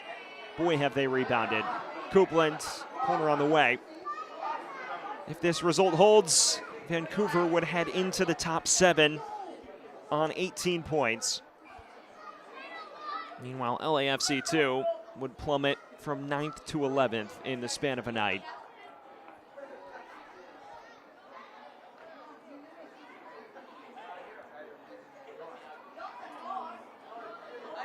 Castro stands over this corner. A third would effectively seal it at this stage. Decent ball, back stick, excellent save from Carter.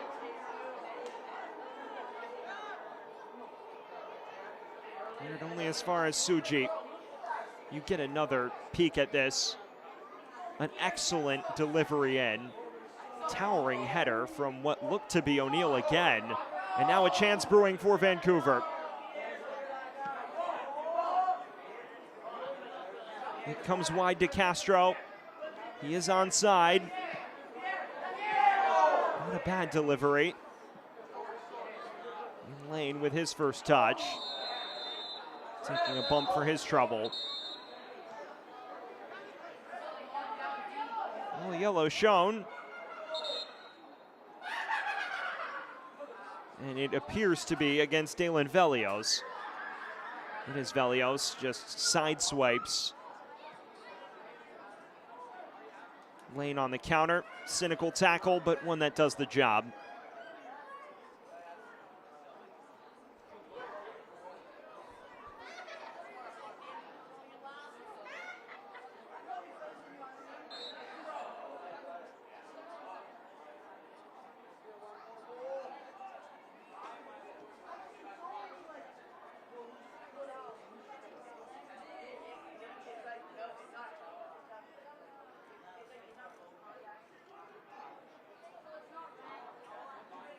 Yellow card caution, it says to Whitecaps FC 2, number 46, Dalen Velios.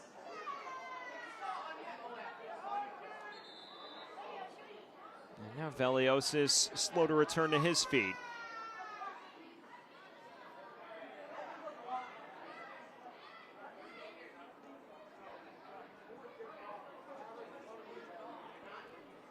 A long night for the Ohio State product in the fullback position.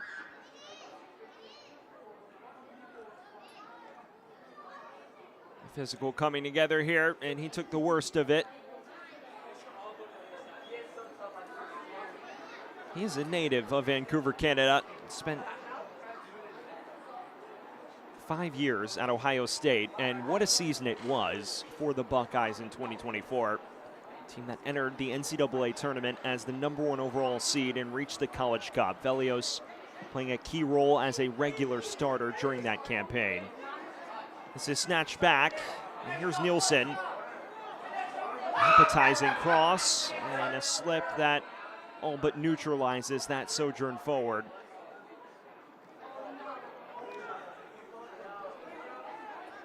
Guerra. Mahalovic does keep this in play. Guerra again, curling it back post. Free header that goes awry for James Arteaga. Second substitution for Whitecaps FC. Well, another alteration for Ricardo Clark. 43, Antoine It is Francesco Troisi who replaces Antoine Coupland, and this is a clear defensive-minded swap. Troisi definitely more of a fullback. Coupland far more free to roam. Well, it is mission lock-up shop at this stage. The Whitecaps Academy right back, Francesco Troisi, making just his 3rd appearance of the season. Pierre. And here is Troisi's first touch on the right flank. He did go the full 90 in his professional debut in the first meeting with LAFC too.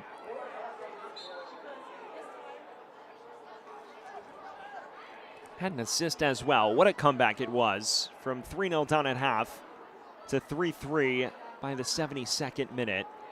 All 3 goal scorers for LAFC 2 on that day, not included in the squad tonight. 2 of them, of course, involved in the Club World Cup, or the first team fold at the moment.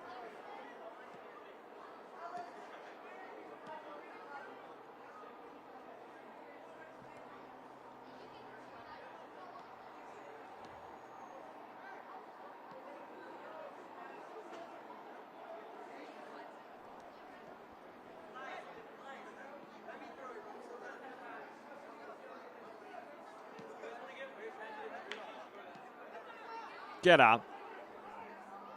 Closing stages now of these 90 minutes. It would take a minor miracle for the black and gold to find themselves back in this.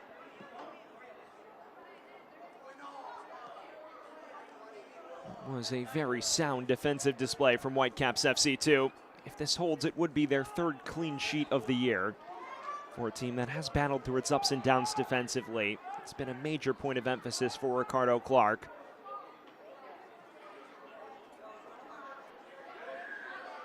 Velios. Suji. Get up. wanted the run of lane.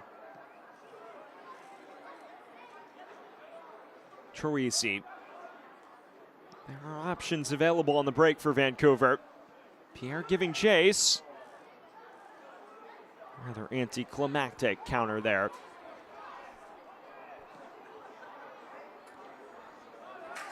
Well, for Vancouver, it would definitely be a hard-earned result ahead of a rather difficult slate of fixtures coming up. June 21st, a home match against North Texas. Side currently in the top four. And then as you head further down the schedule, it does not get much easier by any means. Home to Real Monarchs on the 29th, and then at Ventura County. Here's issues for Vancouver, though. Lane towards Arteaga, back post. Blue and white just deal with it. And now the referee coming back to an earlier collision.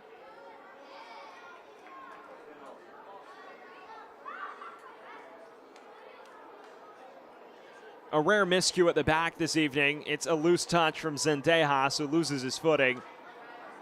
And perhaps you'd feel LA should have done better here. Lane's ball taking Arteaga far too wide. And their lifeline may have evaporated in front of their very eyes. Well, a well-deserved applause for the 16-year-old Yuma Suji, who will exit for Luca Chen. A defensive midfielder for a natural center mid. His long-range strike is what effectively has sealed it. We are in the final minute of the 90. And it seems all but signed, sealed, and delivered for Whitecaps FC 2.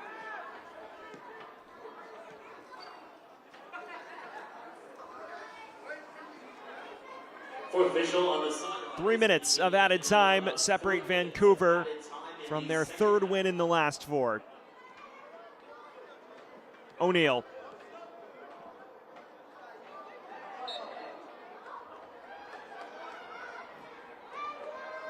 Time for one final free kick before the day is out.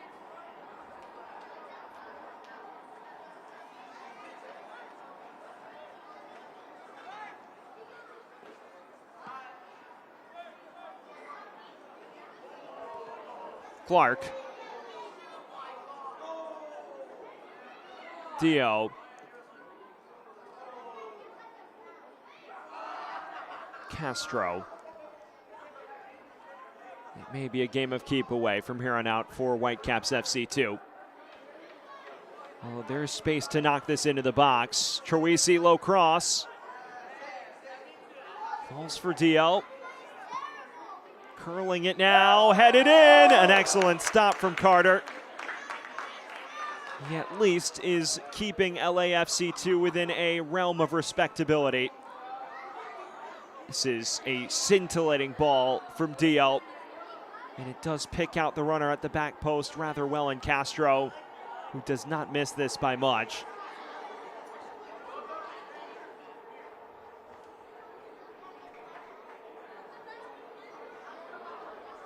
Cabral Carter more than holding his own in goal.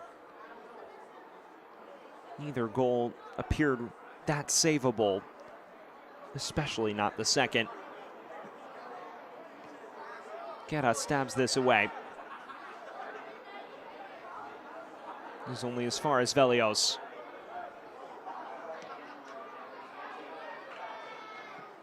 Troisi.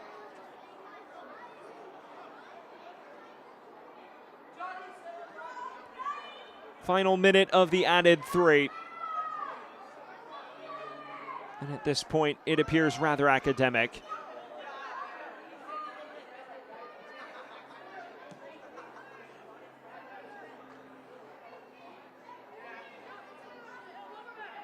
Guerra. His counterpart in midfield is fouled.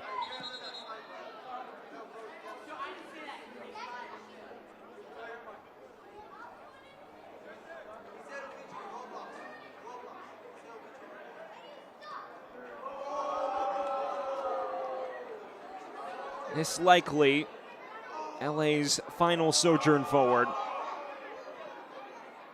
Arteaga. And space potentially to surge ahead for Vancouver if they so choose. There is the full-time whistle. A dominant display from Vancouver Whitecaps FC2 sees them surge into the top 8 of the Western Conference table with a 2-0 victory here at Swangard Stadium. A 5th-minute opener from Mark O'Neill and a 72nd-minute dagger from Yuma Suji does the trick, as 10-man LAFC2 cannot find a way back into it in the final 70 minutes. It is now time to look at our man of the match, and it is none other than the man who got the ball rolling tonight for Vancouver Whitecaps FC2. It is Mark O'Neill, whose opener made all of the difference. An excellent first-time effort, just trickling it beyond the reach of Cabral Carter, and that put Vancouver on the path to victory. Maybe not the most explosive in terms of goals, but 2 does the trick. Vancouver, a result that is rarely in doubt. They play a man up for the final 70, and they kill it off in the 72nd. For our entire MLS Next Pro broadcast crew, I'm Sam Goldfarb. Once again, our final score is Vancouver 2, LAFC 0.